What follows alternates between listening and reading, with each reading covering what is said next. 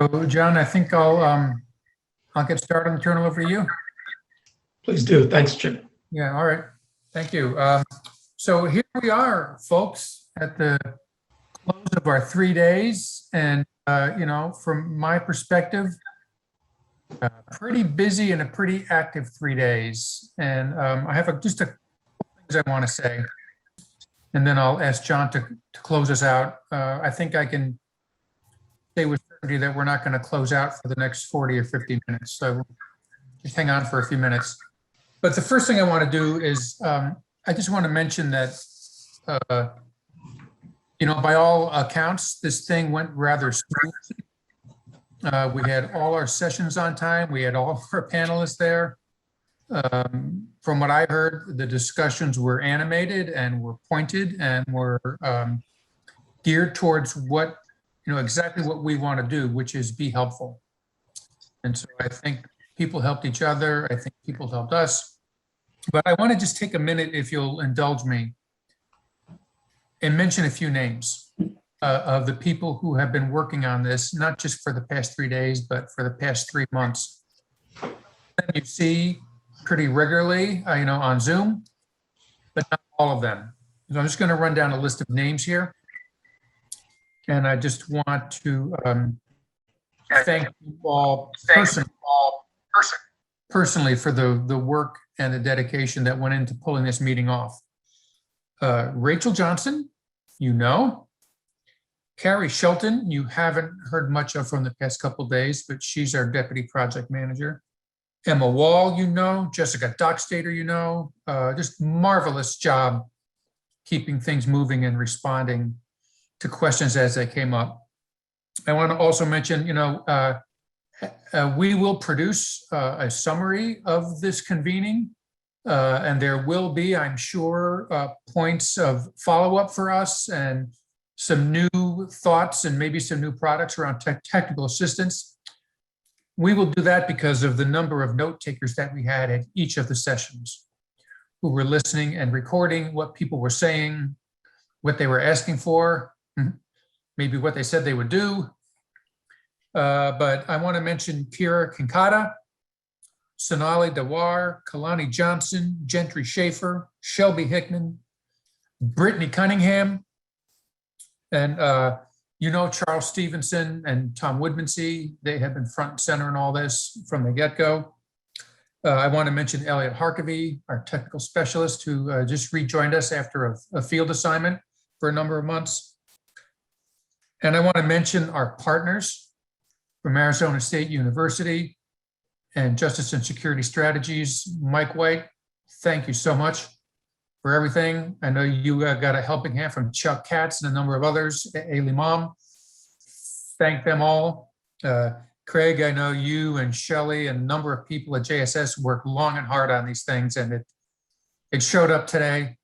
I want to thank you personally and on behalf of the staff at CNA. So those are my thanks. I just wanted to mention that. I would feel terrible if I didn't take a minute to just note the contributions of those people. I'm just going to say three short things in the way of closing up. I'm not going to list all the things that I think I learned over the past 3 days, but I want to thank one of our SMEs that will go unnamed for introducing a new term to me that I didn't know before.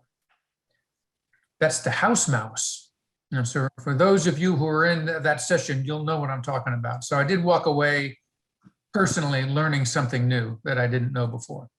But I'm going to return to the theme that I started with and maybe add a little bit to it. And the theme that I started with and then that I lit on yesterday was the uniqueness of the work that's done in the name of body-worn cameras and the uniqueness of the agencies and the situations that people find themselves in as they work to implement these programs and make the most out of them. I'm going to add a term to that. They're not only unique, but they are very dynamic. I think even for the body-worn camera program that's been in operation the longest, today is different from yesterday. And this week is different from last week. And next month is going to be different from this month. It is still a very rapidly changing field that challenges us every day. to be smart, to be on top of things, to do our homework. And from the technical assistance world, to reach out and communicate and share with other people what your experience is. That, to me, I'm a researcher. All the research is good and the collection and analysis of data is good, but it's the communication that makes us learn. It's the giving and taking and sharing of information. And that's exactly what happened this past 3 days. I think it happened just like we wanted it to happen. Again, I can't thank the participants enough for showing up and taking part in things. So all those 17 people that I mentioned, their work would not be as important and it wouldn't feel as rewarding if all of you had not shown up and participated fully in the conversations and the sessions and the discussions that we had. So, and I just, from the position of a technical assistance provider, that's where we come down. It's the sharing. It's taking what you told us this past couple of days and listening to what you said, making sure that other people get the benefit of it, and making sure that we take what you have learned and what you have shared and that we make the best use of it that we can. And I will commit to that with actually renewed vigor, given what I've heard this past couple of days. That's my closing remark. I'm very grateful to our partners, to our staff, to John and Kristen from BJA and Tamaro and Gerardo, all the people over there that help us out as well. It's a good partnership. And with that, John, I'll hand it over to you. So thanks, Chip. You named a lot of people in your team with CNA, with JSS, with ASU, and I extend my thanks to them all. We were a little bit under the gun this year in getting this done in a timely manner for a variety of sort of technological reasons and system reasons. And so I think people, worked under the gun in the summertime when people were on vacation, and when we at BJA and OJP are dealing with ingesting a new grants management system and putting out our grants. So there's a flurry of activity and a lot of hard work and dedication done by a lot of people. So I appreciate all the people that Chip mentioned, and I won't go through them again. Two things I want to do sort of for housekeeping is just remind you of something I discussed, I believe it was on the first day. The new body-worn camera policy and implementation solicitation is now in the field. So for those of you looking to expand your program, that's an option. Please publicize that to your neighbors and your colleagues in other agencies who might not have body-worn cameras. I mentioned yesterday also that we are simultaneously running a small, rural, and tribal micro grant solicitation. That's really outside of the Just Grants system. Our primary lead on that is the JSS team, Justice and Security Strategies, led by Craig, working with Shelley and Christine Connor and others. And what we've done is we've stood up an application which is going to hit the road next week, Monday, if all goes as planned. And it'll be dedicated to the small, rural, and tribal agencies that are targeted, I should say, to the small, rural, and tribal agencies that sometimes cannot compete with the larger agencies in the federal grant process. So it'll be a streamlined application process that's driven by short answers, responses to questions about their need and their commitment to body-worn cameras, their experience in implementing technology, and essentially it's for any agency with 50 or fewer sworn officers. Also sheriff's departments that are serving rural jurisdictions, so basically non-metropolitan counties, even if they are larger than 50. And then we include all tribal agencies under the auspice of rural, and the fact that they don't have the resources and need some extra and special attention in terms of getting access to grants. So that'll result in about $7.5 million in funding, as well as TTA with those agencies, and we will do our best to streamline and coordinate that TTA delivery with the TTA delivery you're seeing evidence of here today.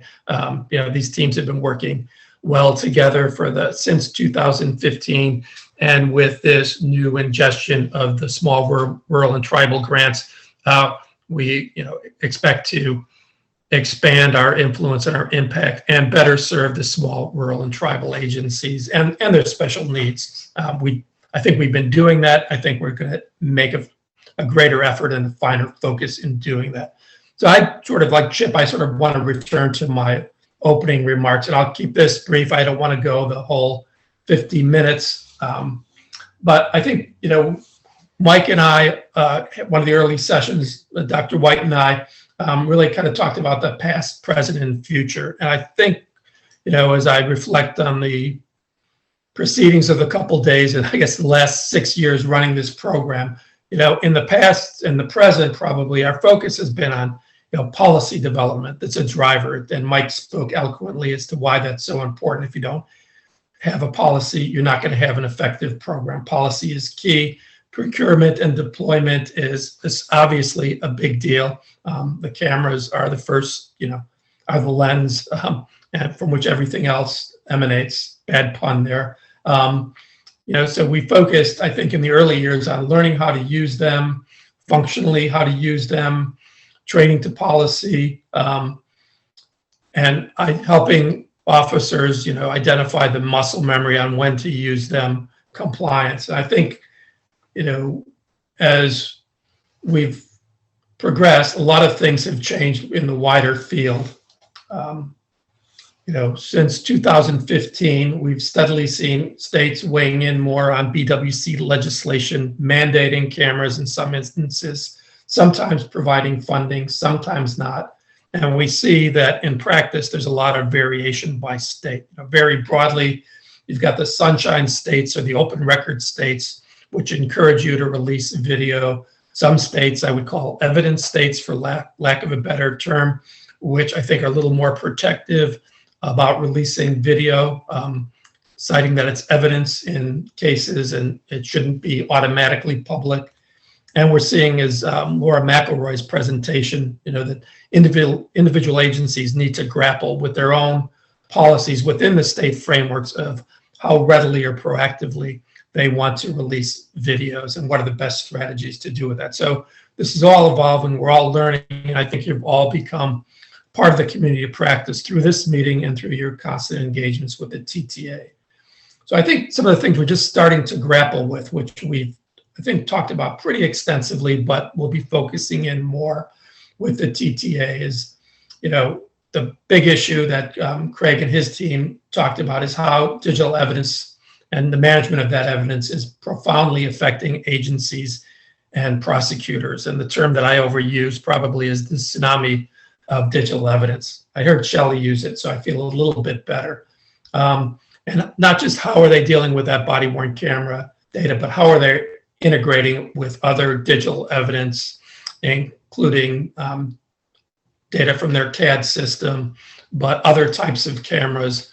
Where are the vendors with integrating that, and where is true integration? We've seen, I think, a couple sites. I think Wichita talked a lot about how they have integrated digital evidence from multiple sources. In past meetings, we've had Montgomery County in Maryland talk about their extensive efforts to integrate their digital evidence from dashboard cameras, from their body-worn cameras, as well as from cameras based in public transportation centers, on public buses, on school buses. So there's a brave new world there of integrating that digital evidence. And I think we saw sort of some of the practical uses in Rochester with Detective, or is it Inspector Cassidy?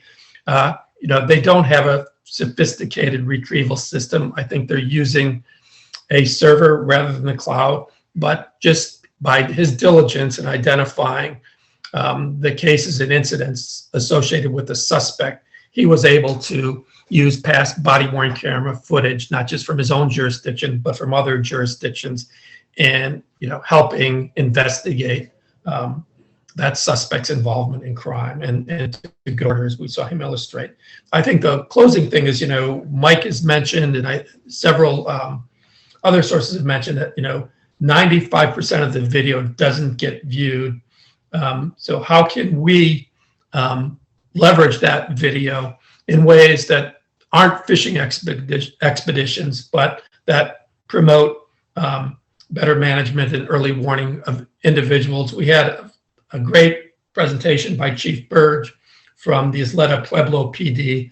She spoke about really, they don't have a sophisticated system as a tribal agency but she spoke about how they, will take the video from fatal accidents and look at what they did and review what they could have done better. A very practical way of an agency learning from using their own video as a learning tool, and not a sophisticated agency, not a well-resourced agency.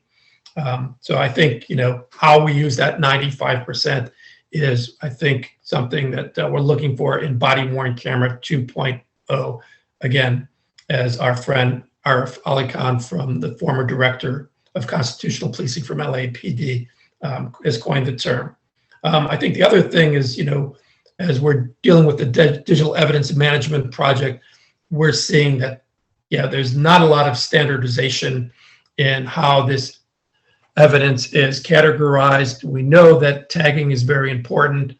Some agencies are tagging hierarchically, meaning, hopefully they're tagging it correctly. Mike spoke to that process of assessing that, but, basically it should be tagged for the longest retention period. So if it's a traffic stop that ends in a use of force, tagging it as a use of force is critical, so it gets retained for the proper amount of time. But being able to say, okay, that's both a traffic stop and maybe they discovered there was a warrant on the person who was stopped, and then it resulted in a use of force. Having all three tags on there is ideal, and with a great digital evidence integrated system with a good retrieval, those types of incidents can be called out and retrieved through queries and so forth. So really, and I think Dr. Macon, I think, spoke to how we can take this unstructured data and provide value to it and structure to it. That's probably not within the capacity of most of our agencies in terms of research and technical expertise, but I think there are some seeds for future development there. I think the thing I want to close on is, a couple things I think are very future looking is, what one is probably not, is just sort of, I think we've come to terms with recognizing the cost of storage because of appropriation languages. We have been limited in the past on allowing funds for storage, and there's been a little bit of variation in that across the years. But this year there was no such restriction in the legislation, so the FY 2021 applicants are no longer restricted. Some of you may have had to do workarounds with the software as a storage. And then I think, the kind of the big future thing is,